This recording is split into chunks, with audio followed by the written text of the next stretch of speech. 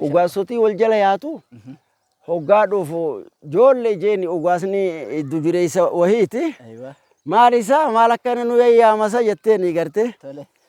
Hoggaa tana kunis hojii deemaami ni laale. Hoggaa jaartiin kanaan dhoytu ilminis gaa awwa maaroo jenna maal akkana nu yayyaamasa maal waliin nu yayyaamtuuf jeeni jeebita ni laale. Gaarii mul'ata gaara gaaraan an irraa lolu namni mataa moluudhaaf ilaa kaayachuun tolu. Namni ijaa bal'aadhaa karaa amnatti hin tolu. Namni jaartii namtuudha bookeessummaan galuun tolu. Namni ilmoon haqqiidhaa hamba keessa taa'ee yaame ergachuun tolu.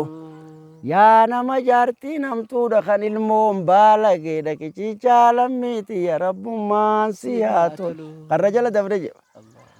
Hoggaa tana naashidaan talaatii garte karaa ziyaad dhufe je garte. Birbirsa gooroo kanniisaa jala gala weenniidhaa gubbaa gala gufuu muranii darban haaraa qilleensa gala bookeessummaan haaraa aarri boru namarraa gala. Ol deeman nu dubbatanii gad deeman nu dubbatanii duubaas caayaa hambaan nu tuffatanii. Hamtuutooti illee qabaattu mee dhodhoyfadhu yaa boontuu boru gurraa gooroo nu gala. Deebisaatti kennite jahayyuun talaati.